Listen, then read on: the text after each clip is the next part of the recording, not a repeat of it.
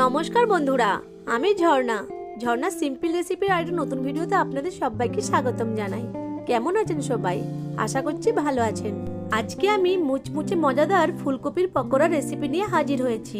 সন্ধ্যাবেলায় চা বা কফির সাথে বা গরম ডাল ভাতের সাথে এই ফুলকপির মুচমুচে পকোড়াগুলো খেতে অসাধারণ লাগে। চলুন তাহলে রেসিপিটা শুরু করি।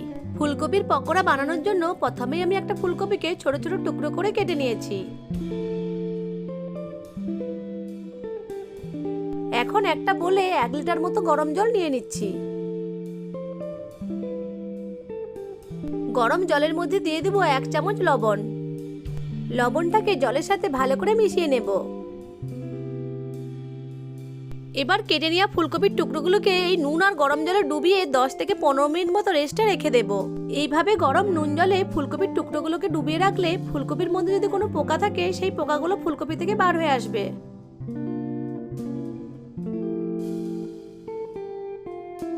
15 মিনিট পরে ফুলকপির টুকরোগুলোকে গরম নুন জল থেকে তুলে নিয়ে নর্মাল জলে ভালো করে ধুয়ে নেব।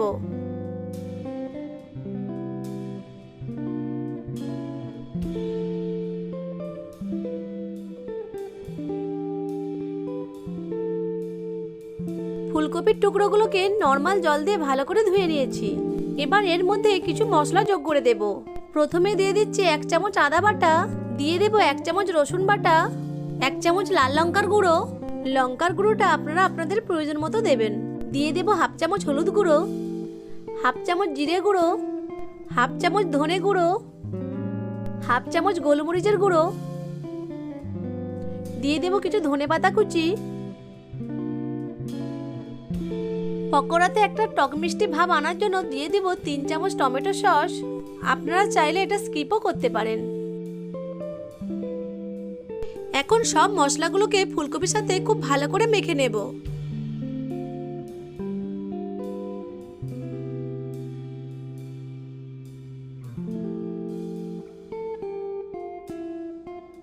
সব মশলাগুলোকে ফুলকপির সাথে খুব ভালো করে মেখে নিয়েছি। এখন এই মশলা মাখানো ফুলকপিটাকে 20 মিনিট মতো রেস্টে রেখে দেব। 20 মিনিট রেস্টে রাখার পর এর মধ্যে যোগ করে দেবো 1/2 কাপ ময়দা। আপনারা চাইলে এখানে বেসন বা আটাও ব্যবহার করতে পারেন।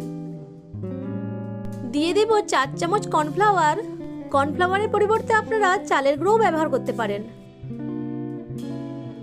সব শেষে দিয়ে দেব স্বাদ মতো লবণ। এখন অল্প অল্প জল যোগ করে ময়দা আর কর্নফ্লাওয়ারের সাথে ফুলকপিটাকে ভালো করে মেখে নেব। জলটা এখানে একেবারে যোগ না করে আস্তে আস্তে যোগ করতে হবে। জলটা আস্তে আস্তে যোগ করে ফুলকপিটাকে কর্নফ্লাওয়ার আর ময়দার সাথে ভালো করে মেখে নিতে হবে। জলটা ব্যবহার করার ফলে ফুলকপিটা ময়দা আর কর্নফ্লাওয়ারের মিশ্রণে ভালো করে কোট হবে।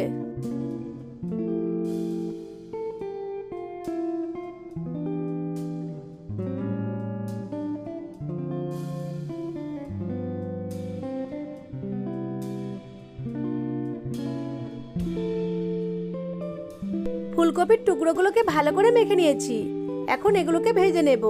তার জন্য গ্যাসের ফ্লেম অন করে একটা প্যানে একটু বেশি পরিমাণে রিফাইন তেল নিয়ে তেলটাকে ভালো করে গরম করে নিয়েছি। এবার ফুলকপিগুলোকে এক এক করে গরম তেলের মধ্যে ছেড়ে দেব। একসাথে খুব বেশি ফুলকপি দিয়ে ভাজবো না, কয়েকটা ব্যাচে ভেজে নেব।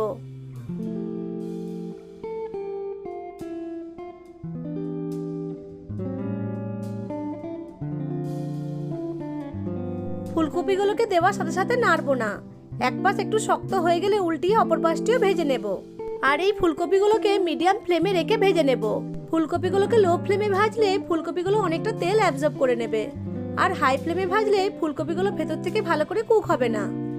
যেহেতু আমি ফুলকপিগুলোকে আগে থেকে সেদ্ধ করে নিইনি, তাই ফুলকপিগুলোকে মিডিয়াম ফ্লেমে রেখে একটু সময় ধরে ভেজে নিতে হবে। এতে করে ফুলকপিগুলো ভেতর থেকে খুব ভালো করে কুক হয়ে যাবে। উল্টে পাল্টে ফুলকপিগুলোকে ভালো করে ভেজে নেব। ফুলকপিগুলো ভাজা হয়ে গেছে। এখন তেল ঝরিয়ে তুলে নেব।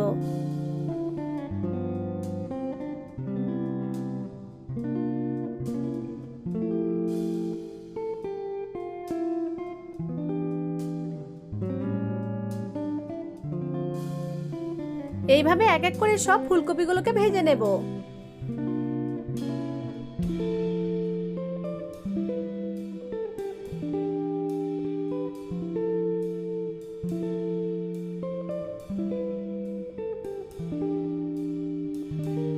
সব ফুলকপিগুলোকে ভেজে নিয়েছি।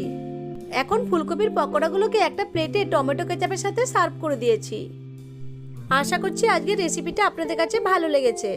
ভালো লেগে থাকলে আমার ভিডিওটিকে লাইক, কমেন্ট, শেয়ার আর চ্যানেলটিকে সাবস্ক্রাইব করে পাশে থাকা বেল আইকনটিকে অন করে রাখবেন আমার পরবর্তী ভিডিও নোটিফিকেশন সবার আগে পাওয়ার জন্য। ফুলকপির এই পকোড়াগুলো উপর থেকে ক্রিস্পি আর ভেতর থেকে খুব ভালোভাবে কুক হয়েছে। সন্ধ্যায় চায়ের সাথে এরকম পকোড়া একদম জমে যাবে। ভিডিওটা প্রথম থেকে শেষ পর্যন্ত দেখার জন্য আপনাদেরকে অসংখ্য ধন্যবাদ।